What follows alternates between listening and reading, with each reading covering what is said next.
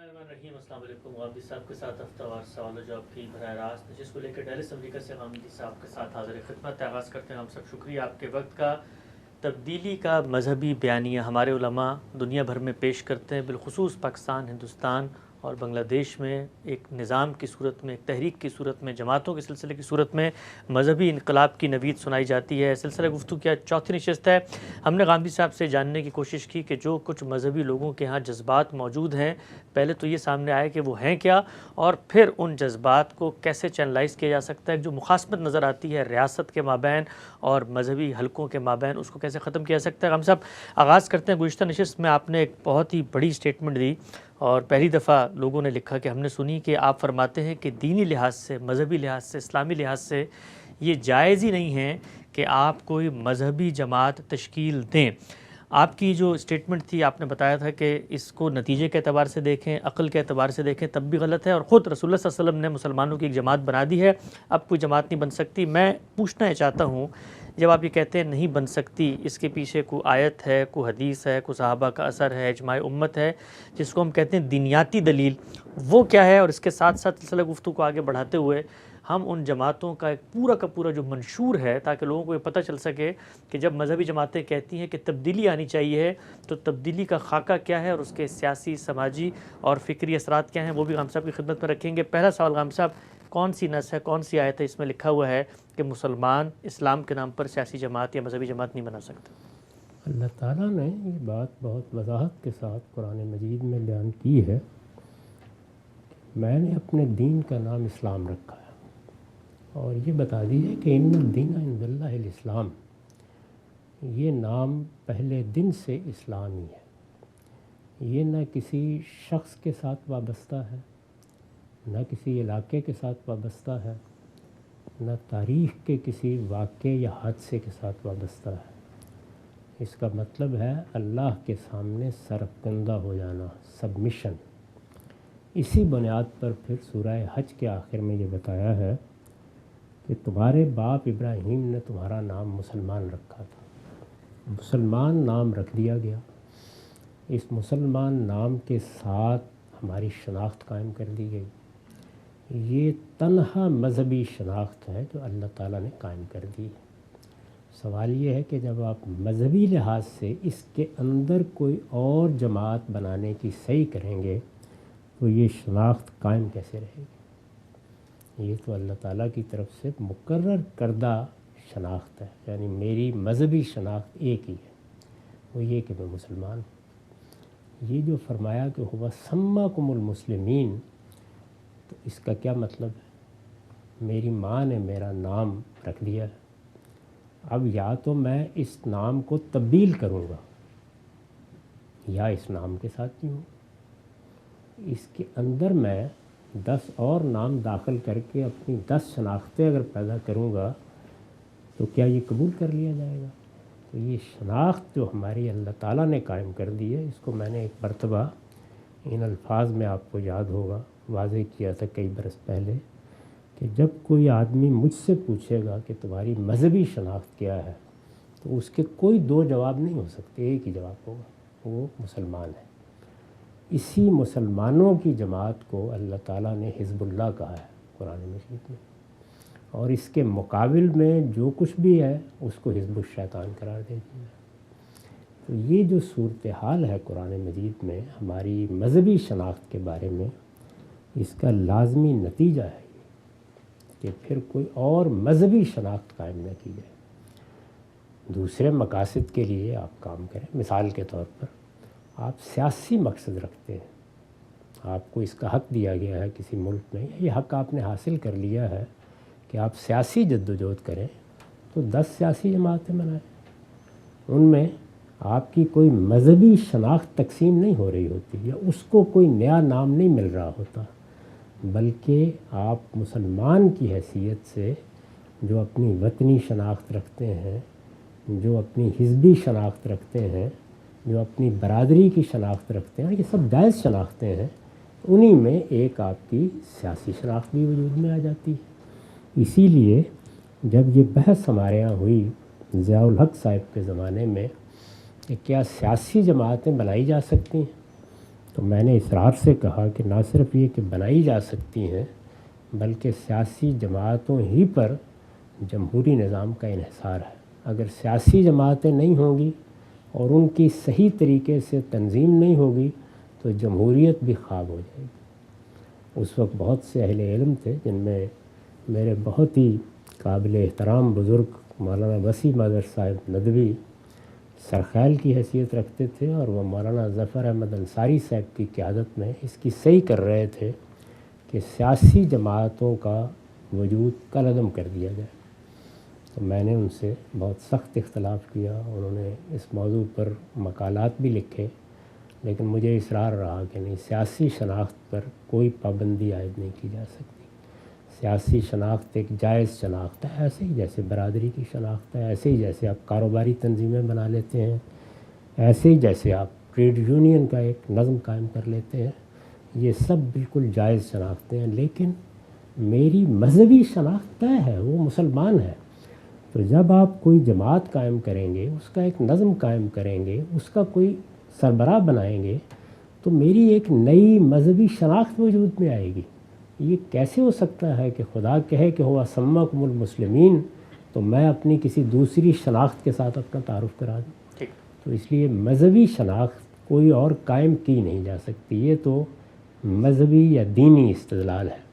اب ذرا دوسرے پہلو سے دیکھیے، ہمیں اس بات سے سختی کے ساتھ روکا گیا ہے کہ اگر تم مسلمانوں کے اندر تفرقہ پیدا کرو گے تو یہ در حقیقت شرک کے قریب لے جائے گا۔ قرآن مجید میں کہا گیا ہے، بلکہ جہاں دین پر قائم رہنے کی تلقین کی گئی ہے وہاں خود دین کے بارے میں بھی یہ کہا گیا ہے کہ ان اقیموا الدین ولا تتفرقوا فیہ۔ تو سوال یہ ہے کہ مذہبی شناخت کا تعدد تفرقہ نہیں تو پھر اور تفرقہ ہے کیا؟ اور کس چیز کو کہتے ہیں تفرقہ؟ یعنی میں جب اپنی مذہبی شناخت کو الگ کرتا ہوں، یہ مسلمان ہیں، دنیا میں 1.5 پونے 2 ارب کی تعداد میں اس وقت موجود ہیں، ان کی شناخت کیا ہے؟ ان کی شناخت یہ ہے کہ یہ مسلمان ہیں، ان کی شناخت یہ ہے کہ ان کا دین اسلام ہے، ان کی شناخت یہ ہے کہ اسلام کی ہدایت انہوں نے آخری مرتبہ جس ہستی سے حاصل کی ہے وہ محمد الرسول اللہ صلی اللہ علیہ وسلم ہے۔ ان کی شناخت یہ ہے کہ یہ اس شہادت کے ساتھ دنیا میں کھڑے ہیں کہ اللہ کے سوا کوئی الہ نہیں ہے اور محمد صلی اللہ علیہ وسلم اللہ کے رسول ہیں۔ ان کی مذہبی شناخت کا اظہار 5 وقت مسجد سے کیا جاتا ہے اور اس میں یہی شہادت دی جاتی ہے۔ اس شناخت کے اندر میری کوئی دوسری شناخت مذہبی لحاظ سے اگر ہوگی اور میں مثال کے طور پر اس شناخت کا سربراہ ہوں، تو کیا میں رسول اللہ کے مقابل میں اپنی ایک شناخت قائم کر رہا ہوں؟ تو میرے لیے شناخت بھی طے ہے، میرے لیے نام بھی طے ہے اور میرے لیے رہنما بھی طے ہے۔ تو اس لیے یہاں تو کوئی سوال ہی نہیں ہے۔ باقی جو مقاصد ہیں، آپ نے تعلیم دینی ہے، آپ نے تربیت کرنی ہے، ادارے بنائیے، جتنے بنا سکتے ہیں، اسکول کھولیے، کالج بنائیے، یونیورسٹیاں بنائیے، خانقاہیں بنائیے۔ اسی طرح سے آپ سیاسی جدوجہد کرنا چاہتے ہیں تو سیاسی جماعتیں بنائیے اور جدوجہد کیجیے، اپنا منشور پیش کریں، اپنا سیاسی جماعت کا نظم جیسے قائم کیا جاتا ہے وہ نظم قائم کریں۔ یہ بات کہ جس طرح رسول اللہ صلی اللہ علیہ وسلم نے آ کر ایک جماعت بنا ڈالی اور اپنے اوپر ایمان لانے والوں کو اپنے منکرین سے الگ کر دیا، یہ کیسے ہو سکتا ہے کہ کوئی اور آدمی بھی اب یہ کرے اور اس چیز کو گوارا کر لیا جائے؟ یہ نہیں ہو سکتا۔ یہاں پر اس سے بھی خلط ملط نہ کیجیے گا۔ جو دین کو سمجھنے مدرسہ ہائے فکر بن جاتے ہیں، مدرسہ ہائے فکر کوئی جماعت نہیں ہوتے، وہ کوئی فرقہ بھی نہیں ہوتے۔ مدرسہ فکر کا مطلب یہ ہے کہ ایک صاحب علم نے دین کو سمجھا ہے، پھر دوسرے نے سمجھا، پھر تیسرے نے سمجھا، تو فی الجملہ اتفاق ہو گیا۔ مدارس فکر کا تعلق عامت الناس سے نہیں ہوتا، نہ ان کا یہ کام ہے کہ وہ مدارس فکر کی بنیاد پر اپنی شناخت پیدا کریں۔ یہ علماء کے مدارس فکر ہوتے ہیں، جیسے سائنس میں ہے، جیسے فلسفے میں ہے، جیسے دوسری چیزوں میں ہے۔ یہ تو بہت بعد میں لوگوں نے ان کو عوام کے ساتھ مل کر کچھ شناخت دے دی، اور اس کے نتیجے میں ہمارے ہاں ایک مذہبی جماعت اہل تشیع کی بن گئی، ایک مذہبی جماعت اہل سنت کی بن گئی، ایک مذہبی جماعت خوارج کی بن گئی۔ یہ آج کا معاملہ نہیں ہے، یہ چیز پہلے دن سے غلط تھی، یہ ہمیشہ غلط رہی، یہ اب بھی غلط ہے۔ اس کی جسارت بھی کسی شخص کو نہیں کرنی چاہیے. جو کچھ آپ کو کرنا ہے متعین طور پر بتائیے آپ کا مقصد کیا ہے. آپ کوئی تعلیمی ادارہ قائم کرنا چاہتے ہیں تو اس کے لیے جماعت بنانے کا کیا سوال ہے؟ اس کے لیے کوئی مذہبی شناخت پیدا کرنے کا کیا سوال ہے؟ تعلیمی ادارہ ہے، اس کے حدود قیود بتائیے، مقصد بتائیے. اس کے لیے کوئی 4 آدمی مل کے جدوجہد کرنا چاہتے ہیں کریں، اس طرح دنیا میں کی جاتی ہے. آپ کے پیش نظر کوئی سیاسی تبدیلی ہے، کوئی ممنوع چیز نہیں ہے. سیاسی جماعت بنائیے، اس کا نام بھی رکھیے، اس سیاسی جماعت کا منشور بنائیے، جدوجہد کرنا چاہتے ہیں کیجیے. یہ سب چیزیں جائز ہیں. مذہبی شناخت میری، آپ کی، ان 1.5 ارب پونے 2 ارب مسلمانوں کی طے ہو چکی ہے، وہ ایک ہی ہے اور وہ مسلمان ہے. ٹھیک. اچھا ہم صاحب، آپ نے یہ جو بات فرمائی اس کے بعد آپ نے پوچھا کہ متعین طور پہ بتائیے. متعین طور پہ بھی میں آپ کے سامنے رکھوں گا، لیکن ایک عقلی اشکال آپ کے اس پورے گفتگو کے اوپر میں رکھتا ہوں. یہ کیسے لازم آتا ہے کہ جب میں اپنی ایک شناخت، اصل شناخت، بنیادی شناخت جس کا آپ نے بتایا رسول اللہ نے مقرر کر دی اسلام ہے، اس کے بعد دینی حیثیت سے کوئی شناخت متعین کرتا ہوں تو آپس میں متضاد کیسے ہو جاتی ہے؟ مثلا میں آپ سے پوچھتا ہوں جی آپ کا تعلق کہاں سے ہے، تو آپ کہتے ہیں میں پاکستانی ہوں. اور اس کے بعد پوچھتا ہوں پاکستان میں کہاں سے، آپ کہتے ہیں لاہور میں. لاہور میں کہاں سے، آپ کہتے ہیں جی سی یونیورسٹی میں پڑھا ہوں تو میں راوین بھی ہوں. تو اب پاکستانی ہونا اور راوین ہونا، ان دونوں میں کوئی تضاد تو نہیں ہے.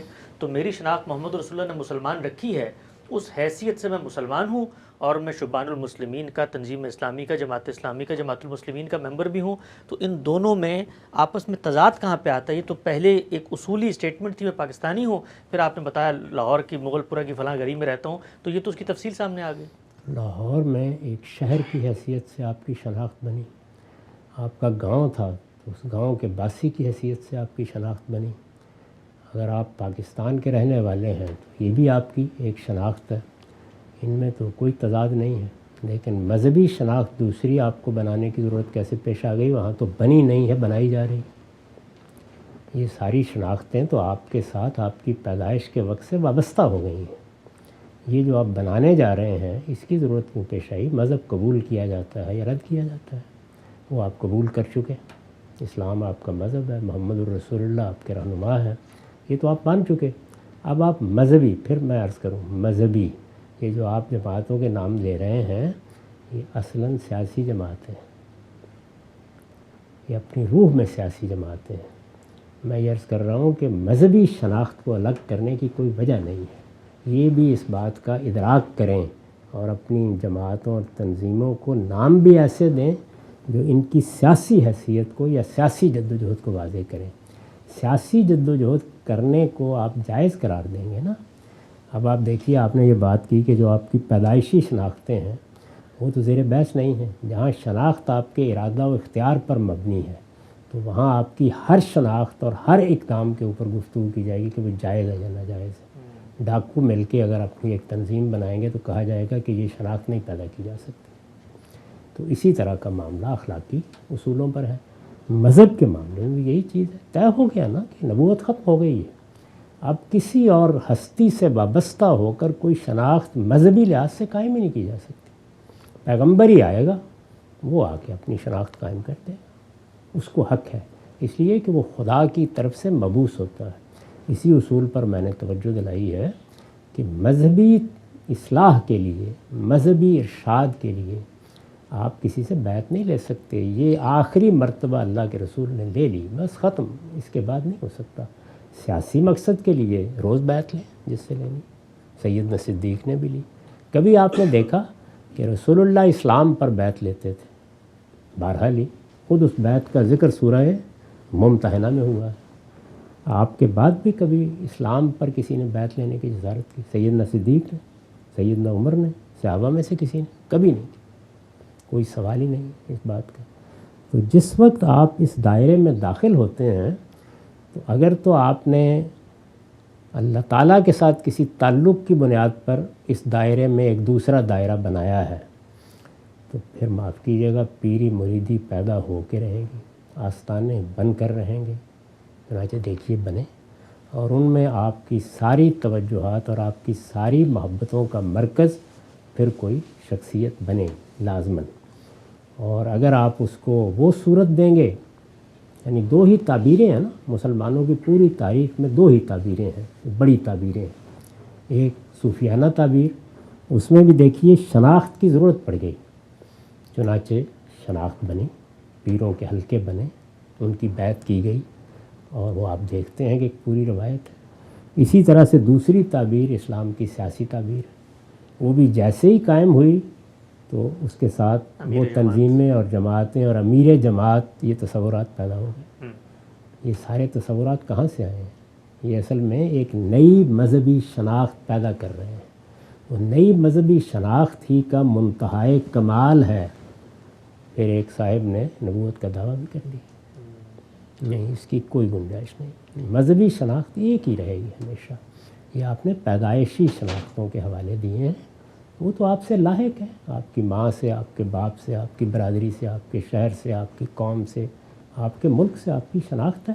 اور ان میں کسی شناخت کے معاملے میں جب کبھی ڈیویلٹی پیدا ہوتی ہے، قانون سازی کرنی پڑتی ہے نا۔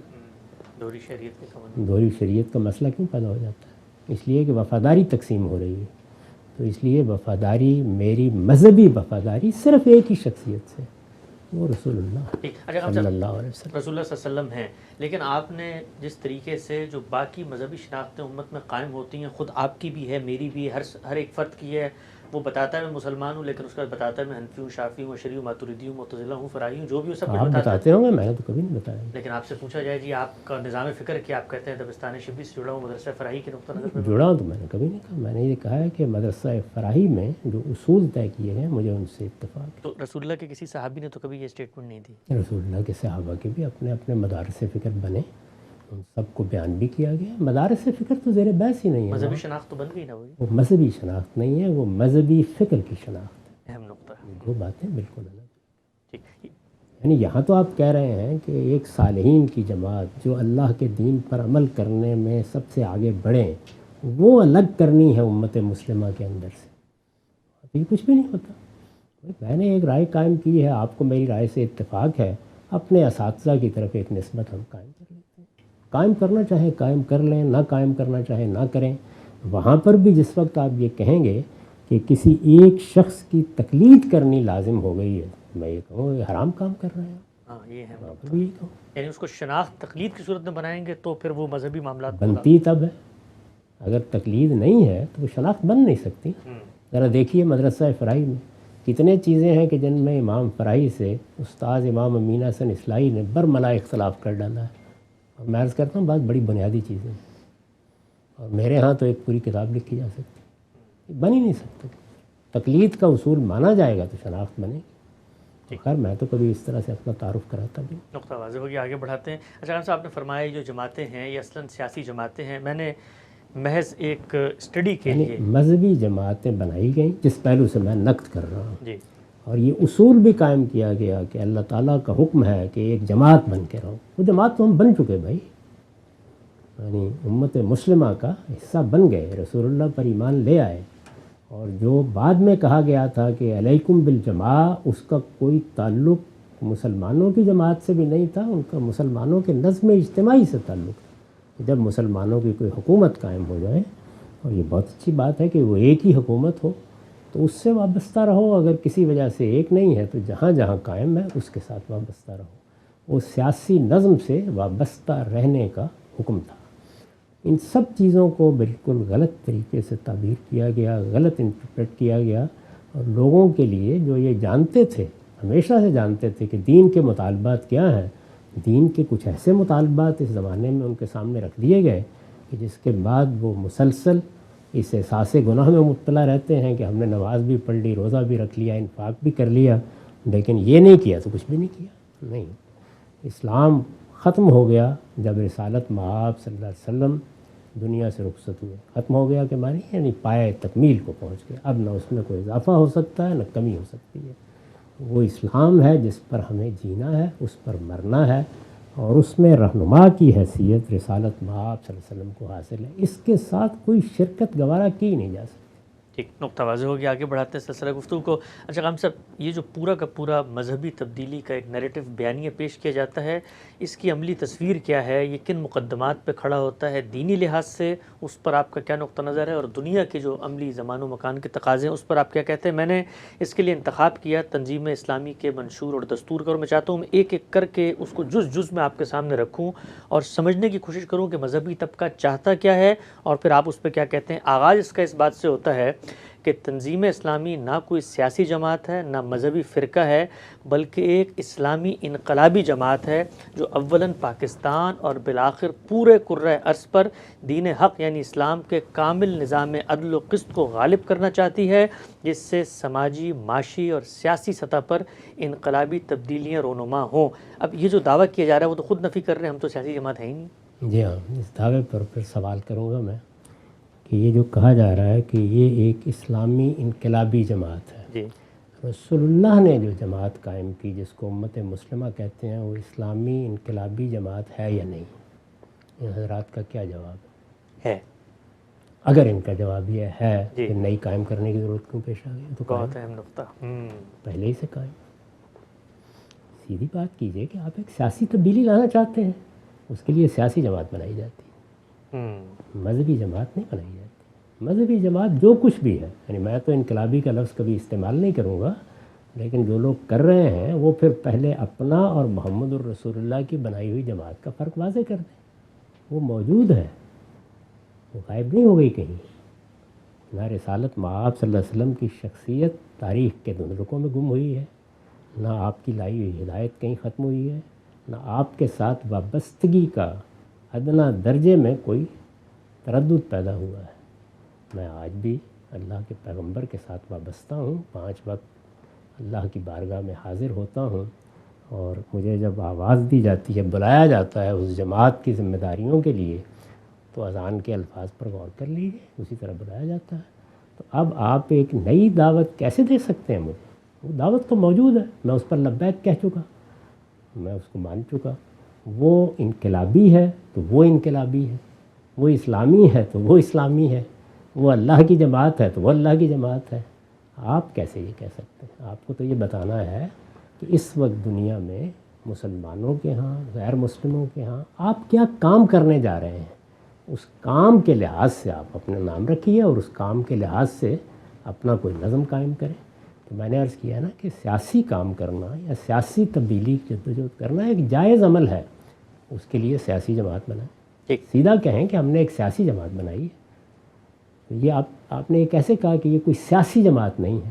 لانا آپ انقلاب چاہتے ہیں اور سیاسی جماعت نہیں ہے، اس کا مطلب کہ آپ اس انقلاب کی بات کر رہے ہیں جو مذہبی بنیاد پر محمد الرسول اللہ نے برپا کر دیا۔ بالکل اسی کی بات کر رہے ہیں، وہ تو ہو چکا، اس میں اب آپ کیا کرنے جا رہے ہیں؟ اچھا غام صاحب، ان کی طرف کھڑے ہو کے اپنے اس دعوے کے بعد وہ قرآن مجید کی ایک آیت نقل کرتے ہیں، اور وہ کہتے ہیں وہی اللہ جس نے بھیجا اپنے رسول محمد کو اور قرآن مجید اور دین حق کے ساتھ تاکہ غالب کر دے اس کو تمام ادیان پر۔ سورہ توبہ میں اللہ تعالیٰ نے یہ فرمایا ہے۔ اب رسول اللہ صلی اللہ علیہ وسلم نے جو ذمہ داری ادا کی اس آیت کے تحت ہمیں بھی کرنی تھی، تو جو باقی سارے مسلمان ہیں وہ دعوت ان کا یہ ہے کہ ہم مسلمان ہیں، رسول اللہ کی جماعت سے جڑے ہوئے ہیں، لیکن یہ دعویٰ محض ان کا قولی دعویٰ ہے، حقیقت میں شعوری طور پہ نہ صرف وہ جڑے ہوئے نہیں ہیں بلکہ جو کرنے کے تقاضے تھے وہ بھی نہیں کر رہے، لہٰذا ہم اسی رسول اللہ کی جماعت کی بنیاد پر ہی ایک ریفریشمنٹ، ایک اثر نو طور پہ لوگوں کو شامل کر رہے ہیں، تاکہ تم شامل ہونے کے بعد جب تم بھولے ہوئے تھے تو ہم تمہیں دوبارہ سے بتانا چاہتے ہیں کہ تمہاری اصل شناخت کیا ہے۔ دیکھیے کیسی دلچسپ بات ہے، ادھر آپ نے جملہ پڑھا اور ادھر آیت پڑھ دی، اور آیت کون سی پڑھی؟ هو الذی ارسل رسولہ بالہدی، یعنی خدا نے ایک رسول بھیجا تھا تو اس رسول کی جماعت بن گئی۔ یعنی اب آپ کیا کرنے آئے ہیں؟ تازہ کرنے آئے جماعت کو؟ نہیں، وہ میں عرض کرتا ہوں کیا کرنے آئے ہیں، بن گئی نا۔ آیت کون سی پڑھی آپ نے؟ وہ الذی ارسل رسولہ اپنے لیے تو کوئی آیت نہیں پڑھی نا۔ جی، قرآن میں ایک آیت ایسی بھی ہے جس میں یہ بتایا گیا ہے کہ جب کبھی ضرورت پڑے تو تم کیا کرو گے؟ میں نے اپنا رسول بھیجا ہے، اور اس رسول کو میں نے ہدایت اور دین حق کے ساتھ بھیجا ہے، اس کے ذمے یہ کام لگایا گیا ہے۔ تو آپ نے اپنا انقلاب کہاں سے برآمد کیا؟ رسول کے تقرر کی آیت سے۔ ایسے ہی ہے نا، ایسے ہی رسول کے تقرر کی آیت تو رسول اور رسول کے ساتھ وابستگی کی بنیادیں بیان کرے گی۔ آپ کون ہیں؟ آپ کی حیثیت کیا ہے؟ آپ یہ کہیے کہ رسول اللہ کی جماعت دنیا میں موجود ہے، یہ مسلمان ہیں، ہم اس کی اصلاح میں فلاں کام کرنے اٹھے، بس آپ تو اصل کام کی طرف جا رہے ہیں۔ وہ کام جو اللہ کا رسول اپنی بعثت کے بنیادی مقصد کی حیثیت سے کر چکا، تو یہ آپ کی ذمہ داری کیسے بن گئی اور آپ کس طریقے سے اس کے مکلف ہو گئے، وہ آیت کیا ہے، اس کا مطلب کیا، وہ ایک الگ بحث ہے۔ لیکن دیکھیے وہ آیت بھی وہی نظر آئی ہے، درا حالے کہ اللہ تعالیٰ نے اس امت کی اصلاح کے لیے جو آیت نازل کی ہے وہ تو سورہ توبہ میں دوسری آیت ہے، جس میں علماء اختصاص اور ذرا اس میں دیکھیے اس میں الفاظ کیا ہیں۔ اس میں یہ کہا گیا ہے کہ سب مسلمانوں کی یہ ذمہ داری نہیں ہے، ما کان المؤمنون لینفروا کافہ فلولا نفر من کل فرقۃ منہم طائفہ، ان کی ہر جماعت میں سے کچھ لوگ نکلیں لیتفقہوا فی الدین، وہ دین کی بصیرت پیدا کریں، ولینذروا قومہم اذا رجعوا الیہم، اپنی قوم کو خبردار کریں۔ جو تقریر آپ نے فرمائی اس کا خلاصہ کیا ہے کہ محمد الرسول اللہ کی جماعت میں لوگ اپنی ذمہ داریوں کو فراموش کر چکے ہیں، ایسا ہی ہے نا؟ تو اس کا تو اللہ تعالیٰ نے یہ طریقہ بتایا، پھر تو آپ کے منشور کا سر عنوان اس آیت کو ہونا چاہیے کہ علماء پیدا کیے جائیں گے، تو آپ تو رسول بننے چلے گئے۔ والذی ارسل رسولہ بالہدی، اسی پر میں تنقید کر رہا ہوں۔ جب مذہبی شناخت نئی قائم کی جائے گی تو اصل میں بہت خاموشی کے ساتھ رسول اللہ کو ان کے منصب سے ایک طرف رکھ کے آپ وہاں کھڑے ہو جائیں گے اور وہی مطالبات کرنا شروع کر دیں گے۔ میں نے عرض کیا کہ اسی کا منتہائی کمال پھر نبوت کا دعویٰ تھا، اس میں بھی یہی استدلال کیا گیا تھا کہ مسلمان بہت بڑے پیمانے پر اپنی اصلاح کے متقاضی ہو گئے ہیں، اب اس میں ان کو کیسے چھوڑا جا سکتا ہے، اس میں تو خدائی کی رہنمائی چاہیے، وہ ہم کو ذلی اور بروزی طور پر حاصل ہو گئی، ہم کرنے کے لیے اٹھ کھڑے ہیں۔ رسول اللہ کی جماعت کی اصلاح کرنے کے لیے خود قرآن نے بتایا ہے کیا طریقہ اختیار کرنا ہے، اور آپ دیکھیں پیچھے مڑ کے اس مسلمان امت میں جلیل القدر علماء، فقہاء، متکلمین، کتنے بڑے لوگ پیدا ہوئے، یعنی آپ جس فن اور علم میں کہیں کسی نے یہ جسارت کی ہے؟ دور حاضر کا بڑا فتنہ ہے۔ نقطہ واضح ہو گیا۔ ہمارے ہاں جو مذہبی انقلابی سیاسی جماعتیں بنتی ہیں ان کا منشور کیا ہے، کیا وہ دعوے کرتے ہیں اور اس کے عملی نتائج کیا ہیں، مذہبی تبدیلی کا بیانیہ، سلسلہ گفتگو کی چوتھی نشست پائے تکمیل تک پہنچتی ہے۔ گفتگو آگے بڑھائیں گے، وقت یہاں پہ ختم ہوتا ہے، دوبارہ حاضر خدمت ہوں گے، اب تک آپ کے بہت شکریہ۔